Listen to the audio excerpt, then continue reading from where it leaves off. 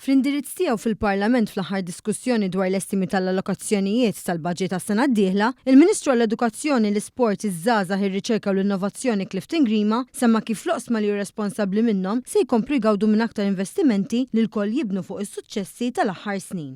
Fil-fatt, l-investimenti f'dan id-dekasteru jaqbżu l-1 miljun euro, bżieda ta' 16% fuq din is-sena. Min ċifri li preżenta l-Ministru Grima joħroġ iswed fuq l-abjad li l-ħidma tal-Gvern waslet fost l-oħrajn biex itluq bikri mill-edukazzjoni jinżel għal 9.6%, pajjiżna jilħaq il-mira stabilita mill-Unjoni Ewropea 5 snin qabel. Iżjed minn hekk, tenna li Malta wkoll kisbet punteġġi ogħla mill-medja internazzjonali fis-suġġetti tal-matematika u xjenza u għal daqstant illum ninsabu qabel pajjiżi bħal Franza u l-Istati Uniti tal-Amerika f'dan ir-rigward. L-investiment fl-ambjent edukattiv fis-sokta fl-aħħar snin biżjed minn 500 proġetti infrastrutturali fosthom skola sekondarja ġdida fiż-Żejtun, skejjel primarji ġodda f'Santa Venera, Ħalaxa, l-Imsida u r-Rabat, flimkien ma' proġetti oħrajn f'Għawdex bħal primarji fin-Nadur u r-Rabat. Kollaborazzjoni mal-OECD se jkunu qed jidħlu fis-seħħ l-inizjattivi bħal One Device per Child fejn sal-aħħar tas-sena se jitqasmu mal-20,000 laptop lill-istudenti u AI pilots fil-matematika u daqt f'suġġetti oħrajn ukoll.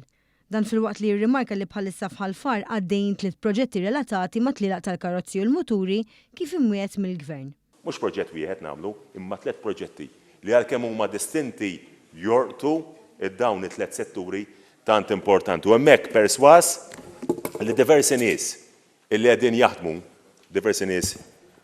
jaħdmu fuq dan it-3 proġetti distinti, 3 proġetti separati, ħajkun għadin jagħtu soddisfazzjon. Ix-xogħol beda jidher, il-poplu qabad jemmen, Sur President, u ħankunu qegħdin iwettqu dawn il-proġetti. Min-naħa tiegħu is-Segretarju Parlamentari fl-istess Ministeru Kit Azzoparditanti spjega li l-baġit mhux biss jagħti gwida l-aspettattivi tal-Gvern, iżda joffri pedamenti sodi għall-futur ta' wliedna. Aħna nħallu l-fatti jitkellmu għalihom. Aħna ma nagħmlux bħal ħaddieħor. Ma npoġġux il-pis fuq il-ħaddiema jew fuq minnu fil-bżonn. Imma nsaħħuh, nagħtuh direzzjoni u nofrulu futur ta' tama. Aħna ma nħadmux politika ta' biża' u diżillużjoni, imma politika ta' kuraġġ u determinazzjoni. F'dan id-diskors illimtajt ruħi għad-dekasteru tiegħi, imma nafu li dan il-Gvern ħalli l-frott fil-qasam.